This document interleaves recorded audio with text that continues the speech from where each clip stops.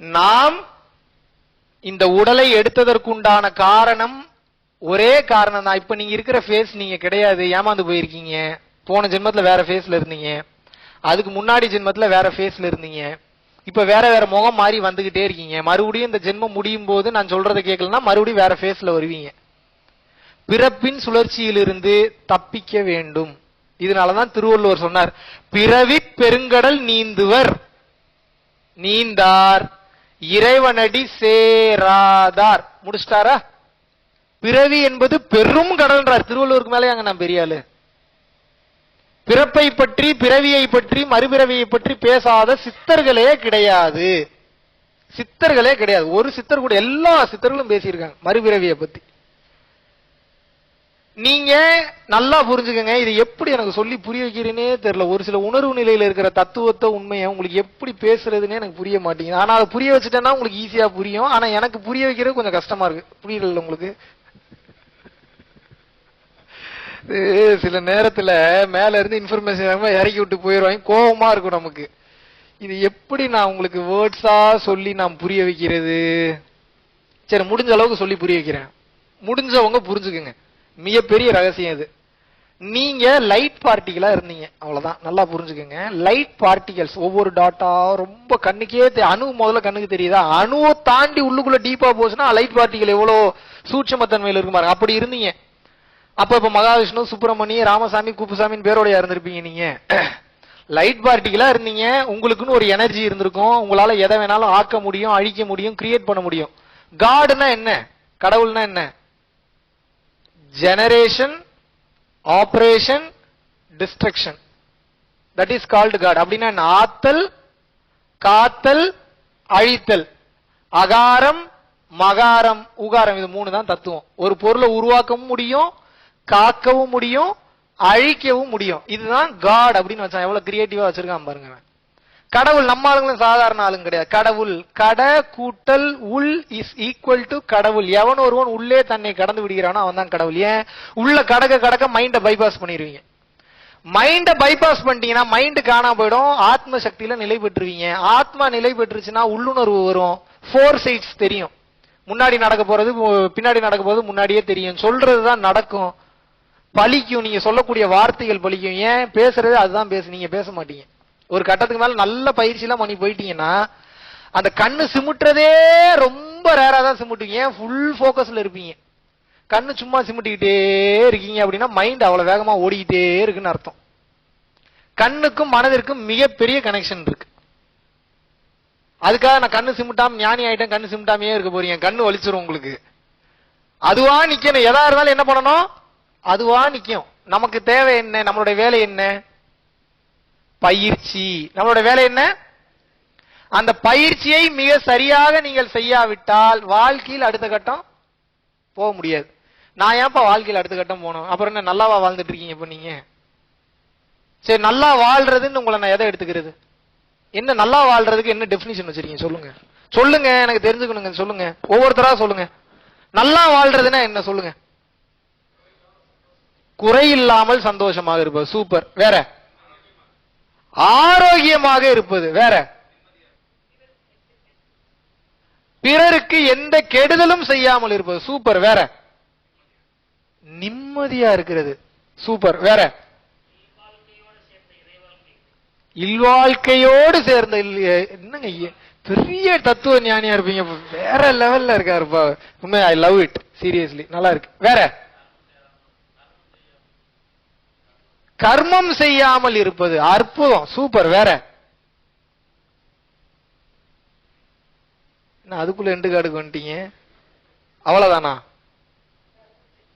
தர்மம் செய்ய வேண்டும். வேற?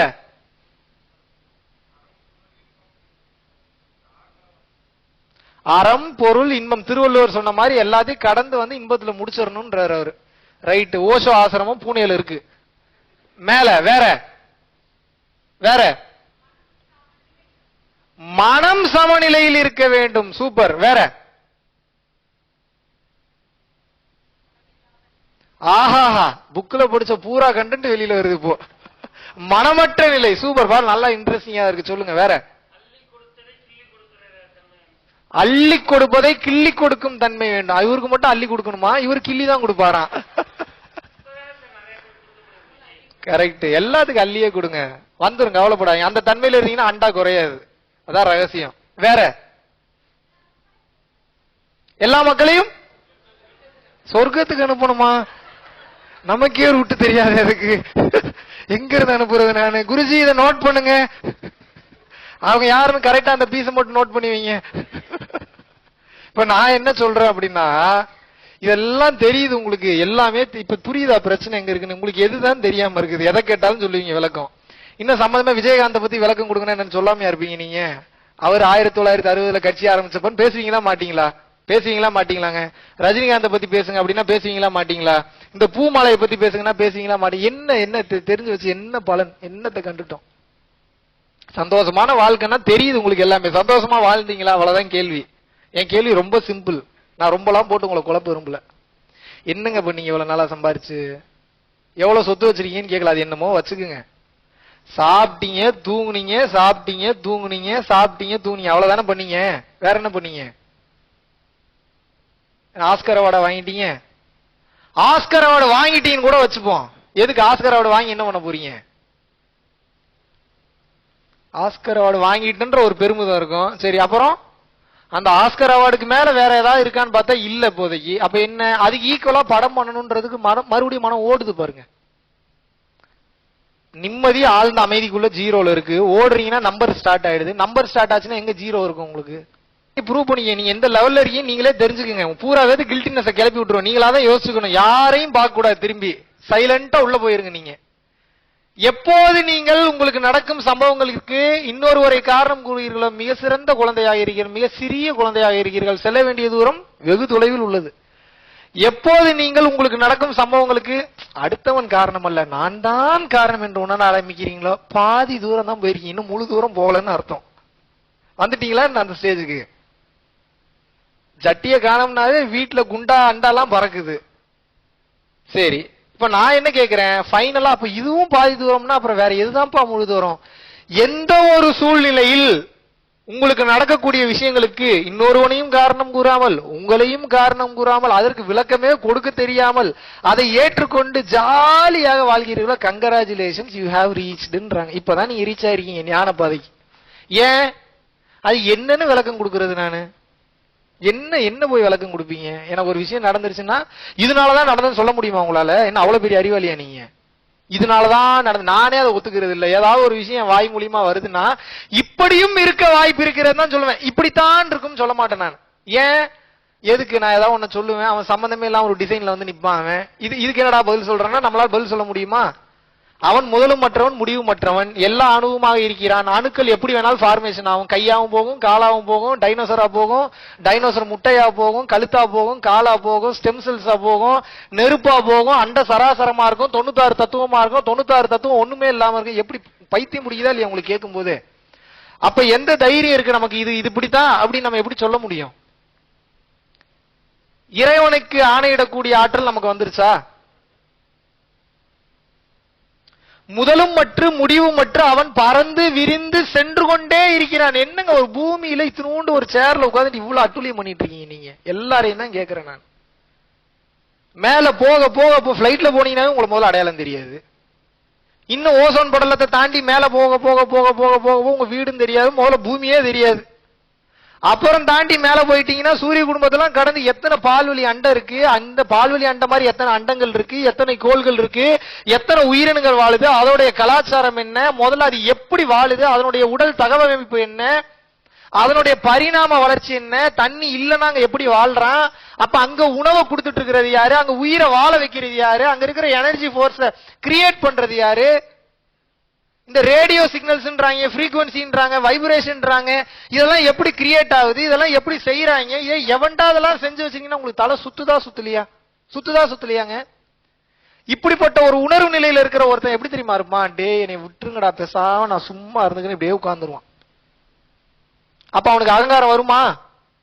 இப்ப படிங்க இதை மறுபடியும். இயக்குபவன் அவன், இயங்குபவர் நாம் என்பதை உணரும் தருணம் பதற்றம் குறைந்து பக்குவம் அடைந்து நீ ஞானம் அடைவாய். அடிக்கடி அதை பார்த்துக்கணும். நீ எல்லாமே அங்கதான் வந்து கனெக்ட் ஆகும். இறைவன் மிக பெரியவன், அவனுக்கு முதலும் அல்ல முடிவும் அல்ல. முதல்ல இறைவன்னா யாரும் தெரிஞ்சுங்க, அதுவே தெரியாம பல பேர் உட்கார்ந்து தூணிலும் இருப்பான் துரும்பிலும் இருப்பான்னு சொல்றாங்க. கேள்விப்பட்டிருக்கீங்களா இல்லையா? எப்படி இருக்கிறாரு?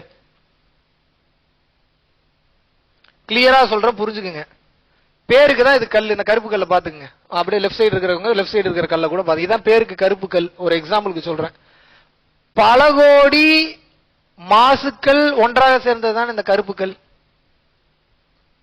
உடன்படுறீங்களா மறுக்கிறீங்களா? Yes or no?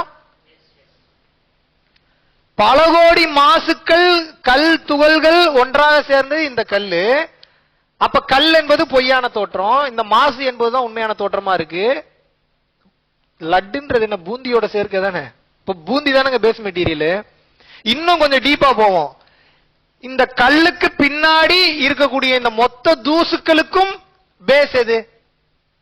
ஆட்டம்ஸ், அணுக்களின் சேர்க்கை. புரியுதா உங்களுக்கு? இந்த அணுக்களின் சேர்க்கையில் டீப்பாக உள்ள இருக்கிறது என்ன பாருங்க. ஒரு அணுவை உடைச்சு உள்ள போனா புரோட்டான், எலக்ட்ரான், நியூட்ரான். நியூட்ரானை உடைச்சு உள்ள போனா என்ன? லைட் பார்ட்டிகல் மிஞ்சும். இதனாலதான் அருட்பெருஞ்சோதினார் வள்ளலார். நம்மால் என்ன விஷயம் தெரியாதவனா? இன்னைக்கு நீங்க போட்டான், புரோட்டான் கிடையாது, போட்டான்ஸ், லைட் பார்ட்டிகல்ஸ் இன்னைக்கு நீங்க கண்டுபிடிக்கிறீங்க.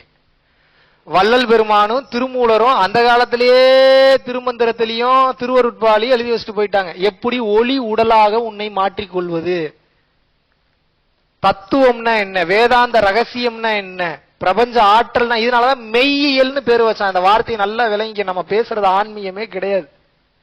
நீங்கள் எதாக பிறந்தீர்களோ, எப்படி வாழ்ந்து கொண்டிருக்கிறீர்களோ, எந்த பொருளை வைத்து உங்களது உடம்பு இயங்கிக் கொண்டிருக்கிறதோ அந்த பொருளை பற்றி தெரிந்து அந்த பொருளிடமே சென்று கலந்து விடுவதற்கு பேர் தான் மெய்யியல் சார்ந்த கல்வி அல்லது திருச்சிற்றம்பல கல்வி. எத்தனை பேருக்கு புரிஞ்சு?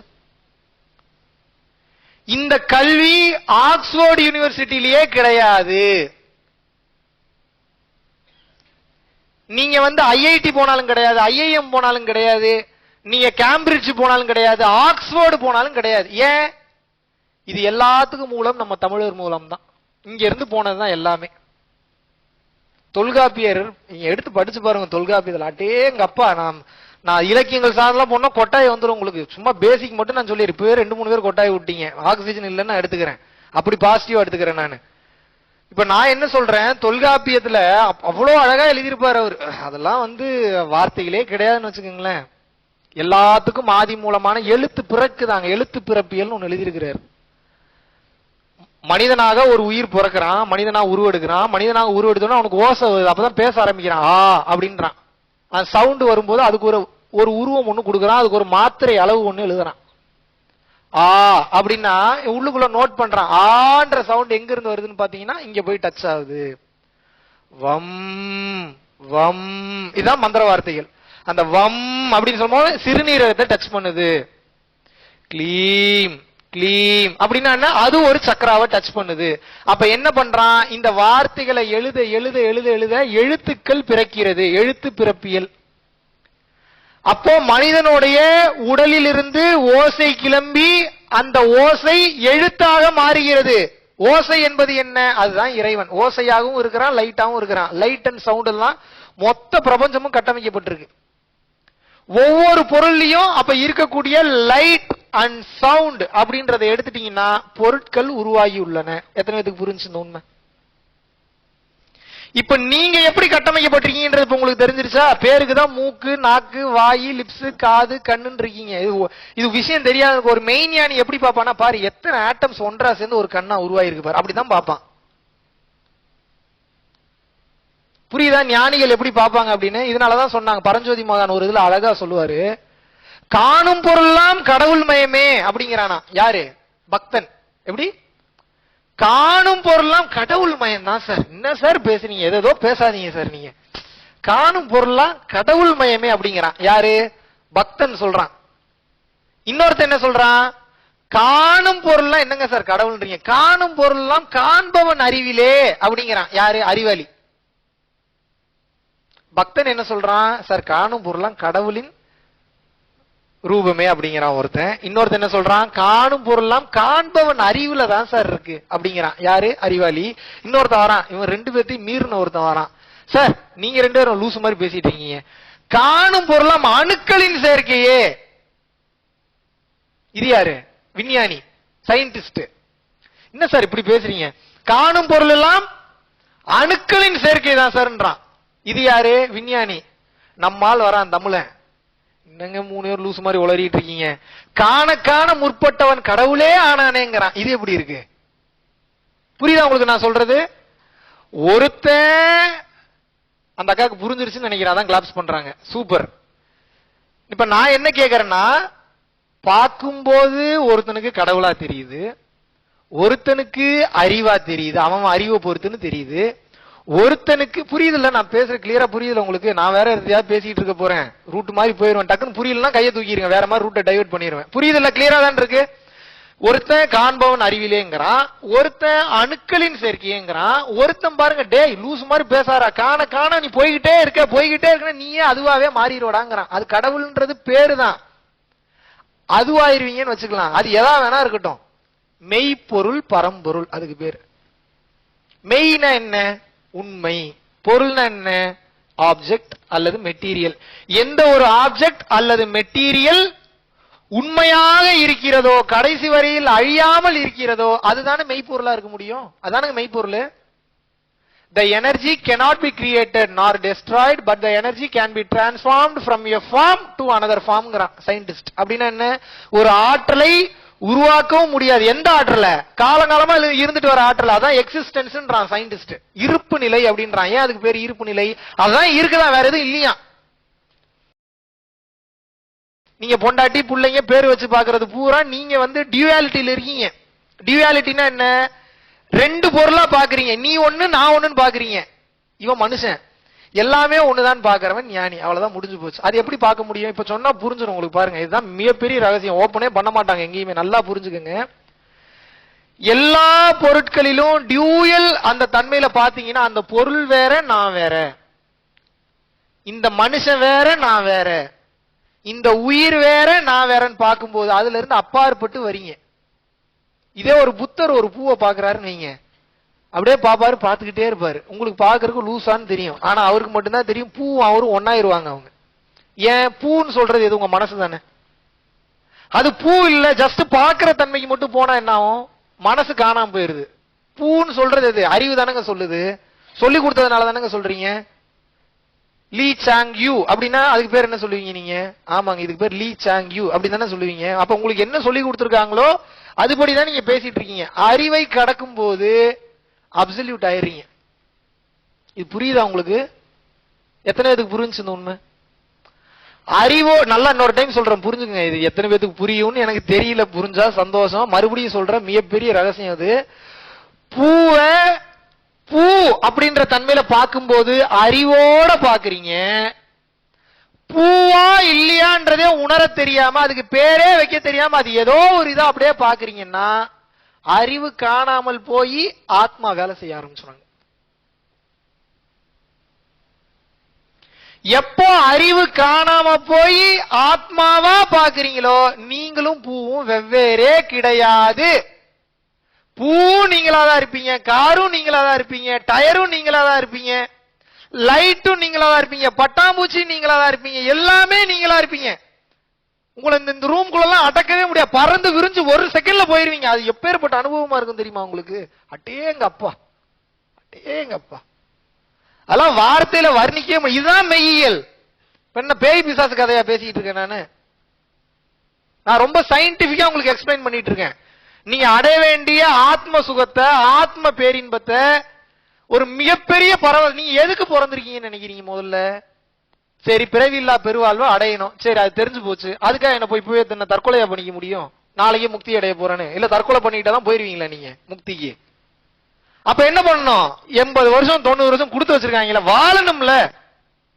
இந்த ஞானம் கிடைச்ச உடனே என்னமோ பெருசா காட்டுக்குள்ள போயிரும் கிளம்பிடுறீங்க. அப்படிலாம் இருக்கிற மாதிரி தான் இன்னைக்கே கிளம்பி வீட்டுக்கு போயிருவீங்க. நீங்க வேற உங்களை ரூட்டை மாத்தி விட்ட பாவம் எதுக்கு எனக்கு? நிம்மதியா அந்த வாழ்க்கையை வாழ்றதுக்கு தான் அந்த கல்வியே. இங்க இருந்து ஓடி போறதுக்கு அந்த கல்வி. அர்ஜுனன், பீஷ்மன், தர்மர் இவங்க வாழ்ந்தாங்களா இல்லையான்றக்குள்ளேயே போக வேணாம். நீங்க ஓரளவுக்கு முன்னாடி இருக்கக்கூடிய ஒரு ஞானிகள் எடுத்துங்க, வள்ளலார், ஞான சம்பந்தர், அதாவது பார்க்கலாம்ல ஓரளவுக்கு. அவங்க எல்லாம் என்ன பண்ணாங்க? வாழ்ந்தாங்கல்ல அவங்களோட வாழ்க்கைய. எப்படி வாழணும்? சிறப்பா வாழணும். ஆன்மீகத்தை தான் தொழிலாக்க கூடாது. ஆன்மீக அறிவை பயன்படுத்தி தொழிலுக்கு பயன்படுத்தலாம். எத்தனை பேருக்கு தெரியுது இந்த மேட்ரு? எங்க இருந்து உங்களுக்கு வருது அறிவு? முதல்ல எல்லாமே இங்க இருந்து. மூளை நல்லா வேலை செய்யுதுன்னா, இப்ப உங்களுக்கு இருக்கக்கூடிய மூளை ஒரு 2% வேலை செஞ்சுட்டு இருக்கு. அதுக்கே இத்தனை சேட்டை, இத்தனை ட்விஸ்ட் பண்றீங்க. உங்களுக்கு எல்லாம் ஒரு 10% ஆக்டிவேட் ஆயிருச்சுன்னா என்ன பண்ணீங்கன்னே தெரியும். மெய்ஞானி ஒருத்தனுக்கு தான் 100% வேலை செய்யும் மூளை. சயின்டிஸ்டுக்கே வேலை செய்யாது, தெரியுமா உங்களுக்கு? அப்படி வேலை செய்யும். அதெல்லாம் வார்த்தையில வர்ணிக்கவே முடியாது. ஹியூமன் இன்டெலிஜென்ஸ்ன்றது மூளை வேலை செய்யுது. ஹியூமன் இன்டெலிஜென்ஸை தாண்டி காஸ்மிக் இன்டெலிஜென்ஸ் வேலை செய்யும். அப்படி வேலை செய்யும் போது என்ன ஆகும்னா, அதெல்லாம் உங்களுக்கு என்னன்னு நான் சொல்லி புரிய வைக்கிறேன். எனக்கு ஒரு சில விளக்கங்கள் எல்லாம் கொடுக்க முடியல. உணர்வு நிலையில இருக்கிறது முடிஞ்ச அளவுக்கு நான் எக்ஸ்பிளைன் பண்றேன், புரிஞ்சுக்குங்க. நீங்க அனுபவங்களை சொல்லும் போது ரொம்ப என்னால சொல்லக்கூடாதுன்னு கிடையாது. ஒரு சில அனுபவத்தை ஷேர் பண்ணலாம், என்னால அதை எக்ஸ்பிளைன் பண்ண வரமாட்டேங்குது எனக்கு. என்ன உணர்வு இருந்தது? இப்போ நீங்க வந்து குலோப் ஜாமுன் சாப்பிட்டுட்டு எப்படி இருந்தது எக்ஸ்பிளைன் பண்ணுங்கன்னா, நல்லா இருந்ததுன்னு தான் சொல்ல முடியும். எங்க அந்த டேஸ்ட் அப்படியே எழுதி காட்டுங்க அப்படின்னா எழுதி காட்ட முடியுமா உங்களால? அப்படி ஒவ்வொன்றையும் உணர்ந்து பரவச நிலையில இருக்கிறத பேசுனா எங்க இருந்து நான் இருந்தாலும் கஷ்டப்பட்டு பேசி புரிய வைக்கிறேன், புரிஞ்சுக்குங்க. அதெல்லாம் நீங்க வாழ்ந்துட்டு இருக்கு. நீங்க முதல்ல எதுக்கு வாழ்றீங்கன்ற ஒரு புரிதலுக்குள்ள வந்துருங்க. நீங்க அந்த புரிதலே இல்லாம வாழ்க்கையில ஒண்ணுமே போய் பண்ண முடியாது. எழுதி வச்சுக்கிறேன், நீங்க எழுதி கூட வச்சுக்கோங்க. உங்களுக்கு தேவை என்ன அப்படின்னா, வெளியில இருக்கக்கூடிய செயல்களே கிடையாது. கல்யாணம் ஏன் பண்றீங்க? உங்களுக்கு ஒரு உடல் தேவை இருக்கு, அதனால தானே கல்யாணம் பண்றீங்க. என்னங்க உம்முன்னு இருக்கீங்க? உண்மையை ஒத்துக்குங்க, இல்லாட்டினா நான் அப்புறம் அடுத்த பாயிண்ட் போகவே மாட்டேன். 2 தேவைக்கு தான் மொத்த உலகமே இயங்குது. சும்மா நீங்க என்னையெல்லாம் ஏமாத்தவே முடியாது. இல்லங்க தம்பி நான் ரொம்ப நல்லவங்கன்னா அப்புறம் கேள்வி கேட்க மாட்டுது. 2 தேவைக்கு தான் அந்த மொத்த பிரபஞ்சமே இயங்குது. ஒன்னு உடல் தேவை, இன்னொன்னு வயிற்று தேவை. இந்த 2 தேவையை தாண்டி ஏதோ ஒரு தேவையை சொல்லுங்க, இப்ப நான் தெரிஞ்சுக்கணும். ஏதாவது இருக்கா? ஒத்துக்கலன்னா மறுபடியும் முதல்ல இருந்து ஆரம்பிப்பேன். எப்படி வசதி? ஒன்னு உடல் தேவை, இன்னொன்னு வயிற்று தேவை. வயிற்று தேவை இல்லைன்னா வேலைக்கு போக மாட்டீங்க. உடல் தேவை இல்லைன்னா கல்யாணம் பண்ணிக்க மாட்டீங்க. கல்யாணம் பண்ணாதான் சிருஷ்டி நடக்கும், குழந்தை பிறக்கும். ஏன் குழந்தை பிறந்தாதான் ஆத்மா ரெடியா இருக்கிறது வயிற்றுக்குள்ள போகும், மறுபடியும் அடுத்த பிறவி அடையும். இறைவனோட பணி சிருஷ்டின்றது. நீங்க மட்டும் எக்ஸிட் ஆயிடணும், சிருஷ்டியை மாத்த முடியாது. ஏன்? உடல் பிறந்தாதான் முதல்ல வெறும் பிண்டமா தானே வெளியில வருது. உயிர்ன்றது தான் செல்ஸ் கிரியேட் ஆகுது, கையாகுது காலாகுது வயிற்றுக்குள்ள. வெளியில வரும்போது எப்படி வருது? வெறும் பிண்டமா தான் வருது. ஆத்மா இன்னும் உள்ள வரல. அந்த குழந்தை அழுகிற நேரம் தான் ஆத்மா உள்ள போகுது. அப்ப நீ என்ன பண்றீங்க? கடவுளுக்கு ஹெல்ப் பண்ணிட்டு இருக்கிறீங்க. அவரை தெரிந்து கொள்வதற்காக அவர் இங்கே வருகிறார். கடைசியில் அவரை தெரிந்து விட்டு அவரிடமே சென்று கலந்து விடுகிறார். நமக்கு இங்க ஒரு வேலையும் கிடையாது. இப்ப நான் என்ன சொல்றேன் அப்படின்னா, அதுதான் என்னோட விருப்பம். ஆனாலும் நான் நன்றாக வாழவே இல்லை என்றால் இந்த உயிரா நானா ஒரு கைப்பா அப்படி போனா போயிட்டு போகுது போ, அந்த தன்மையில் இருக்கணும். அந்த கான்பிடன்ஸ் உடனே வராது, வரும். பயிற்சி பண்ண வரும். நவகோடி சித்தர்களும் மகான்களும் முனிவர்களும் சத்தியத்தின் பாதையில் நிக்கிற எனக்கு பின்னாடி சப்போர்ட்டுக்கு இருக்கிறாங்கன்றப்ப எப்படி தெரியுமா கான்பிடன்ஸ் வரும் உங்களுக்கு? வேற லெவல்ல வரும், வரணும். அப்ப என்னன்னா, இந்த கடைசி பிரீத் அப்படின்றது எடுக்கும் போது அது வெளியே போதான் ட்ரை பண்ணுது. நீங்க செத்து பழகாதனால என்ன பண்ணுது? இழுக்கிறான், போகல, ஓபன் ஆகல, மறுபடியும் இழுக்கிறான், ஓபன் ஆகல, மறுபடியும் டிரைவ் அட போடாங்க. என்னடா இப்படி அடைச்சு வச்சிருக்க, சிமெண்ட்டை போட்டு அடைச்சு வச்சிருக்கேன். காது வழியாவோ வாய் வழியாவோ வேற ஏதாவது துவாரம் வழியாவோ மலஜலம் கழிக்கக்கூடிய வழியாவோ வெளியில போயிடும். மறுபடியும் அது என்ன பண்ணும்? இங்கேயே சுத்திக்கிட்டு இருக்கும். ஏன்னா உயர்ந்த ஆத்மாவில மட்டும்தான் இதை ஓபன் பண்ணிட்டு போக முடியும். உயர்ந்த ஆத்மாவாக இல்லை என்றால் சைடுல போகும், ரிவர்ஸ்ல போகும், வேற எதுல வேணாலும் போகும். உச்சி வழியாக உயிர் வெளியேறாது. எப்படி உச்சி வழியா உயிர் வெளியேறதுக்கு என்ன பண்ணணும்? பயிற்சி பண்ணணும். ஏன் பயிற்சி பண்ணணும்? பிரபஞ்ச ஆற்றல் எல்லாம் உங்க உடம்புல ஏறும். ஏறும்போது சக்தி நிலையமா மாறுவீங்க. ஆத்மா நல்ல பிரகாசம் ஆயிரும். கிராவிட்டல் ஃபோர்ஸ் எல்லாம் தூக்கி சாப்பிட்டு மேல போயிடும். அது எத்தனை பிரபஞ்சத்துக்கு வேணாலும் கடந்து போயிடும். எத்தனை பேருக்கு புரியுது? இப்ப தவம் பண்றது எதுக்குன்னு தெரியுதுல்ல உங்களுக்கு? தவம் பண்ணும்போது என்ன ஆகும்னா, சொனங்கி போய் தூங்கிட்டு இருக்கிற உங்க ஆத்மாக்கு பவர் கொடுத்து அதை பவர்ஃபுல் ஆக்குவீங்க. பவர்ஃபுல் ஆக்கும்போது தான் அந்த ஜோதி பிரகாசம் எல்லாம் தெரிய ஆரம்பிக்கும். அது தெரிய ஆரம்பிக்கும் போது என்ன ஆகும்? ஓபன் ஆகி அழகா மேல போயிடும். எதுவுமே உங்களை தடுக்க முடியாது. இதுக்கு பேரு தான் சித்துக்கள் சித்திகள்னு சொல்றாங்க. அந்த ஆற்றலை வச்சு வித்த காட்டலாம், என்ன வேணாலும் பண்ணலாம். என்ன பண்ண போறீங்க? எனக்கு தேவை பிறவி இல்லாத பெருவாழ்வு, மோட்சம், முக்தி. ரூட்டை மாத்தி விடுவது கொடுத்துதான் கெடுக்கும். கண்டதை பண்ணுன்னு சொல்லும், நீ தான் பெரிய ஆளுன்னு சொல்லும். உனக்கு இதெல்லாம் வந்துருச்சு பாரு, இதை பண்ணணும் அதை பண்ணும். முதல்ல பணத்தை கொடுப்பாங்க, பொருளை கொடுப்பாங்க, புகழை கொடுப்பாங்க. இத்தனையும் கடந்ததுக்கு அப்புறம் பவரவே கொடுத்து வேடிக்கை பார்ப்பாங்க. நீ தான் கடவுள்ன்ற அளவுக்கு உங்களுக்கே ஒரு திமிரு வருவாங்க. மனசை மட்டும் சாதாரணமா நினைக்காதீங்க. நீங்க உங்க லெவலுக்கு தகுந்த மாதிரி உங்களை ட்விஸ்ட் பண்ணும். நீங்க ஜெயில இருக்கீங்கன்னே தெரியாத அளவுக்கு ஜெயிலே வச்சு உங்களை குடும்பம் நடத்த வைக்கும் தெரியுமா? அது என்ன மாதிரி டெக்னிக் அது பிளே பண்ணும் தெரியுமா? அதை விட தந்திரக்காரன் உலகத்திலேயே எவனும் கிடையாது. நீங்க அதனுடைய நீங்க நினைச்சிட்டு இருப்பீங்க நல்லா பயிற்சி பண்ணி நல்லா வெளியில வந்துட்டேன், மிகப்பெரிய ஜெயில உட்கார்ந்துட்டு இருப்பீங்க நீங்க. அதெல்லாம் உடைக்கிறதுலாம் சாதாரண விஷயமே கிடையாது. அப்ப அதுக்கு என்ன பண்ணணும்? பயிற்சி பண்ணணும். பயிற்சி பண்ணால் ஒழிய நீங்க அந்த கட்டத்துல இருந்து வெளியில வர்றதுக்கு வாய்ப்பே கிடையாது. புரியலையே உங்களுக்கு? ஒண்ணும் புரியுதா புரியலையா? ஆமாம் என்றால் இப்படி ஆட்டும், இல்லை என்றால் இப்படி ஆட்டும். அது அப்படித்தான். இந்த டிசைனே புரிஞ்சுக்க முடியும். ஆனா நான் கரெக்டா சொல்லிட்டேன், நீங்க அப்புறம் பொறுமையா அசை போட்டு பாருங்க, ஓரளவுக்கு புரியும். இது என்ன, அவனோட டிசைனே அப்படித்தான் இருக்குது. என்னன்னு சொல்லுவீங்க? மனசை தாண்டி என்னங்க இருக்கு? மனசு தானங்க முடிவு பண்ணுது. வேணும்னு சொல்றது அதே மனசுதான், வேணான்னு சொல்றது அதே மனசுதான். இதே மனசுதான் மனைவி அழகா இருக்கான்னு சொல்லுது. இதே மனசுதான் மனைவி இப்ப நல்லா இல்லைன்னு சொல்லுது. அதே மனம் தான் மாத்தி மாத்தி பேசுது. இதே மனசுதான் நண்பன் நல்லவன் சொல்லுது. இதே மனசுதான் நண்பன் கெட்டவன் சொல்லுது. இப்ப இதே மனம் தான் மாறி மாறி பேசுது. இதே மனம் தான் ஆன்மீகம் வேணும்னு. ஒரு கட்டத்துக்கு மேல பயிற்சியில சில எக்ஸ்பீரியன்ஸ் தான் தெரிச்சு பயந்து போய் ஆஹா என்னை கொன்றுவாங்க போலன்னு இதே மனசு வேணான்னுது. இப்ப இது எல்லாத்துக்கும் காரணம் எது? அதே மனம் தானே. முதல்ல எனக்கு ஒரு சத்தியம் பண்ணி கொடு. எத்தனை பேர் தயாரா தைரியமா இருக்கீங்க? என்ன ஆனாலும் இந்த பயிற்சி நிலையில் நான் கத்துக்கிறதுக்கு தயாரா இருக்கேன்னு எத்தனை பேர் இருக்கீங்க? பேர் தயாரா இருக்கீங்க? ஆச்சரியமா இருக்குது எனக்கு. ஏன்னா இது சின்ன விஷயமே கிடையாதுங்க. இது தேவ ரகசியம். இன்னைக்கு நான் ஏதோ உங்களுக்கு ஜஸ்ட் லைக் தட் ஒரு லா விவாந்தால உட்கார வச்சு ஒரு 2 நாள் கிளாஸ்ல உங்களுக்கு சொல்றதுனால இதோட வேல்யூ மேபி ஒரு சில பேருக்கு தெரியலாம், ஒரு சில பேருக்கு தெரியறதுக்கு வாய்ப்பு இல்லை. முதல்ல தெரிஞ்சுக்கோங்க இது எப்படிப்பட்ட ஒரு கலைன்னு. மனிதனாக பிறந்த ஒருத்தன் உண்மை என்னன்றது தெரியாம, இறைவன் யாருன்றது தெரியாம, அட்ரஸ் மாறி வந்துட்டான்றது தெரியாம, இவனுடைய மூலம் எது, இவனோட ஆதி மூலம் எது, நான் மறுபடியும் எங்க போய் கலக்கணும் அப்படின்ற உண்மை தெரியாம ரூட்டு மாதிரி பூமிக்குள்ளேயே பல வருட காலமா சுத்திட்டு இருந்த ஒருத்தனுக்கு ஒரு குருன்ற ஒருத்தர் கூப்பிட்டு, வாடா இங்க உட்கார்றா, என்னடா வாழ்க்கை வாழ்ற, என்னடா இத்தனை கோடி சம்பாரிச்சு என்னடா பண்ணிட்ட, பட்டினத்தாருக்கு மேலையாடா நீ எல்லாம் பெரிய கோடீஸ்வரன், அந்த காலத்துல அவர் 8 லட்சம் கோடிக்கு சொத்து வச்சிருந்தாரா, அரசனுக்கே கடன் கொடுத்தவர்ரா, காதற்ற ஊசியும் வாராது கான் கடையொலிக்கேன் படிச்ச உடனே இம்மிடியட்டா தட்டி திறக்குதுரா அவருக்கு டாப்பு, அப்படியே ஓபன் ஆகுது. நீ எல்லாம் ஒரு மனிதன் தானே, இதை யோசி, திங்க் பண்ணுன்னு சொல்லி ஞான உபதேசங்களை கொடுக்கும் போது ஒரு சராசரி மனிதன் என்பவன் கடவுள் நிலைக்கு உயர்த்தப்படுகிறான். ஆனா அந்த பயிற்சியை பெரும் கருணையோட சொல்லி கொடுக்கணும்ல. ஏன் அந்த பயிற்சி? அதான் தேவ ரகசியம். அது தெரிஞ்சுட்டா நீங்க கடவுள் ஆயிருவீங்களே. அப்புறம் எப்படி நீ எனக்கு எப்படி அடிமையா இருப்பீங்க? எனக்கு ஒரு 100 தொண்டர்கள் இருந்தா தானே எனக்கு கெத்து. 100 தலைவன் உருவாக்கிட்டா எனக்கு எப்படி கெத்து? புரியுதா நான் சொல்றது? அப்போ ஆளும் வர்க்கம் எப்போதும் என்ன நினைத்து கொண்டு இருந்தது என்றால், நமக்கு 100 சீடன் இருக்குன்னு தான் நினைச்சானே தவிர, நம்ம உருவாக்கத்தின் பேர்ல 100 தலைவனவோ 100 குருவையோ உருவாக்கணும் எவனும் நினைக்கல. தான் பிரச்சனை. ஒரு உண்மையான தலைவன் என்பவன் என்ன நினைக்கணும் அப்படின்னா, ஒரு 100 தலைவனை உருவாக்கணும் தான் நினைக்கணுமே தவிர 100 தொண்டர்களை உருவாக்கணும்னு நினைக்க கூடாது. ஏன்? நீங்க 100 தலைவன் உருவாக்கிட்டீங்கன்னா அந்த 100 தலைவன் 1 லட்சம் தலைவன், கோடி தலைவன் உருவாக்கிடுவாங்க. அப்ப அந்த சமூகம் எப்படி இருக்கும் நினைச்சு பாருங்க. நீங்க எவ்வளவு ஹாப்பியா இருக்கும் அந்த சமூகம், எவ்வளவு பரவசத்துல இருக்கும், எவ்வளவு உச்சகட்ட நிலைக்கு போகும். ஒவ்வொருத்தரும் அறிவு. இப்ப நான் பேசுறதே உங்களுக்கு இப்படி இருக்குன்றீங்க. இந்த ரூம்ல இருக்கிற ஒவ்வொருத்தரும் இப்படி பேசினா எப்படி இருக்கு நீங்க நினைச்சு பாருங்க. எப்படி இருக்குன்னு மட்டும் நினைச்சு பாருங்க. சும்மா ஒரு எக்ஸாம்பிளுக்கு சொல்றேன், சும்மா விஷுவல் பண்ணி மட்டும் பாருங்க. இந்த ரூம்ல இருக்கக்கூடிய ஒரு 100 பேரும் என்னைய மாதிரியே பேசுறீங்க, என்னோட நல்லா பேசுறீங்க, அப்படி வச்சுப்போம். என்னைய மாதிரியே பேசுறதுக்கு தான் நான் இருக்கிறேன். அப்புறம் எதுக்கு நீங்க ஒண்ணு என்னோட கம்மியா போயிருங்க, அப்படி இல்லைன்னா எனக்கு மேல போயிருங்க. நானாவே இருக்கிறதுக்கு எதுக்கு நீங்க? அதுக்குதான் நான் இருக்கிறேன்ல. புரியுதா உங்களுக்கு? 2 ஆப்ஷன் தான் உங்களுக்கு. ஒண்ணு எனக்கு கீழே இருக்கணும் நீங்க, அப்படி இல்லைன்னா எனக்கு மேல போயிருங்க.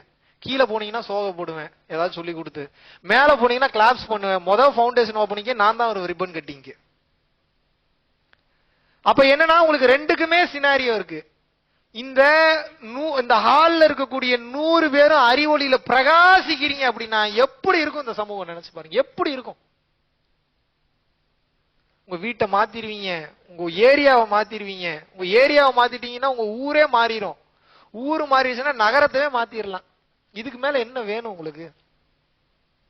ஆனா இன்றைக்கு நீங்க வாழ்றது எப்படின்றது தெரியாத ஒரே காரணத்தினால எல்லாமே படிச்சு படிச்சு படிச்சு படிச்சு நாலேஜா போய் உட்கார்ந்து கெடுத்து குந்தாங்கூர் குட்டிச்சவர் பண்ணிட்டீங்க உங்க மைண்ட.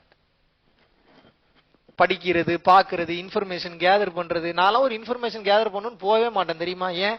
அதுவா எனக்கு ரீச் ஆகணும்ன்றதா ரீச் ஆகட்டும். திமுரு தானே அது. அப்படித்தான் இருக்கணுங்கிறேன். எல்லாமே இறைவன் செயல்னா அப்ப எனக்கு ஒண்ணு உணர்த்தணும்னா உணர்த்தி தானே ஆகணும். அது என் பொறுப்பா அவன் பொறுப்பா? என் பொறுப்பா அவன் பொறுப்பாங்க? அப்ப நான் சும்மா தானே இருப்பேன், காலாடி இப்படி கால் மேல கால் போட்டு ஜாலியா ஆடிட்டு உட்காந்து இருப்பேன். உனக்கு தேவைன்னா நீ வந்து சொல்லி கொடுத்துட்டு போ, உனக்கு தேவையில்லை அப்படின்னா நான் பாட்டு உட்காந்துட்டு போறேன்னா. இப்ப பாருங்க, இப்ப யார் தலையில கட்டிட்டோம் பொறுப்ப? அவன் தலையில் கட்டி விட்டோம். அவன் தலையில கட்டணும்னா அவன் பாருங்க, நீங்க நினைச்சிட்டு இருக்கீங்க ஒரு 100 கோடி ரூபாய் பணம் வேணும் அப்படின்னா ஏதோ மிகப்பெரிய லெவல்ல கஷ்டப்படணும். 100 கோடி கொடுக்கறதுக்கு என்ன வேணும்? கொடுக்கணும்ன்ற மனசு வேணும், 100 கோடின்ற பணம் வேணும், அவ்வளவுதானே. 100 கோடி பணம் வச்சிருக்கிறவங்கள மைண்டுக்குள்ள போய் டக்குன்னு ஒரு கனவுல போய் ஒரு சித்து வேலையை போட்டு விட்டாருன்னு வைங்க. ஒரு எக்ஸாம் ஏன் நடத்த முடியாதா? அந்த சராசரத்தையும் படைச்சவனோட ஒருத்த மைண்ட மாத்த முடியாதா? மாத்தி விட்டாரு, நாளைக்கு நீங்க கோடீஸ்வரனா இல்லையா? அப்ப என்ன, நம்ம அதுக்கு தகுதியாகல, அவ்வளவுதான். அவர் எல்லா அதிசயத்தையும் எல்லா ரகசியத்தையும் நிகழ்த்துறதுக்கு அவர் தயார் நிலையில், அவர் காரணகர்த்தாவாக வேற லெவல்ல இருக்கிறார். ஆனா யார் தயார் நிலையில் இல்ல? யார் தயார் நிலையில் இல்லை? தூங்கிட்டீங்களா? தெளிவா இருக்கணும் இந்த விஷயத்துல. நாம் தயார் நிலையில் இல்லை இல்லை இல்லை இல்லை இல்லை இல்லை இல்லை இல்லை இல்லை.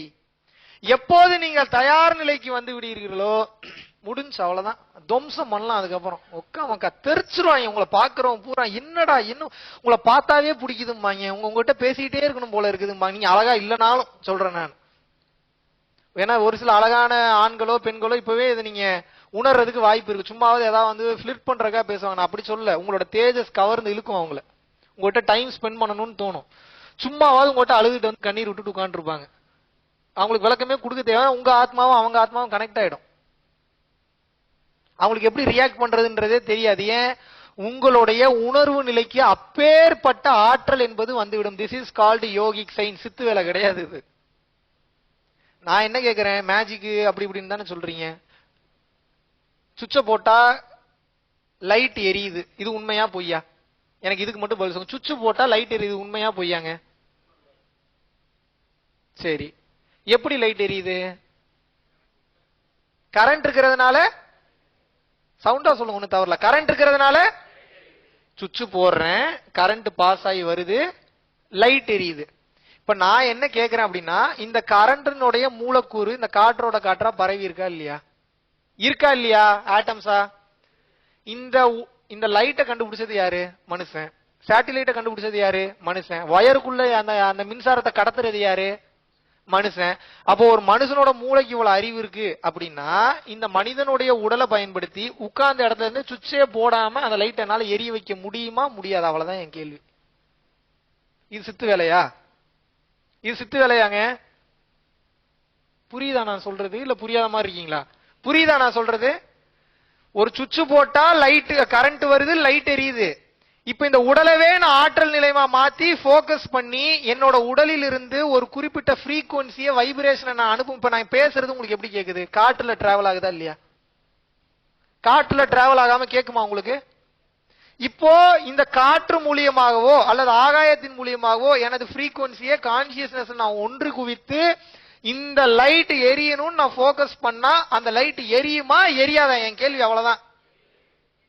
இதுல என்ன மேஜிக் வேலை இருக்குன்னு கேக்குறேன் நான். இதுல என்ன பெரிய அதிசயம் இருக்கு? நீ இதை என்ன பெருசா பாக்குறீங்க நீங்க? மிகப்பெரிய மேஜிக் வேலை, சித்து வேலை. பிள்ளையாரு பால் குடிச்சிட்டாரு, இதை பண்ணிட்டாரு, அதை பண்ணிட்டாரு. என்ன வேணாலும் பண்ணலாங்க, இதெல்லாம் ஒரு மேட்ரே கிடையாதுங்க. ஆனா என்ன? Stay focused. மிகப்பெரிய லெவல்ல போக்கஸ்ல இருக்கணும், மிகப்பெரிய லெவல்ல கான்சென்ட்ரேஷன்ல இருக்கணும், விடாத முயற்சியில் இருக்கணும். சித்திரமும் கைப்பழக்கம் செந்தமிழும் நாப்பழக்கம் வைத்ததொரு கல்வி மனப்பழக்கம்ன்ற மாதிரி அந்த பிராக்டிஸ்லயே இருக்கும்போது உங்களுக்கு அனைத்து ரகசியங்களும் புரிய வரும்.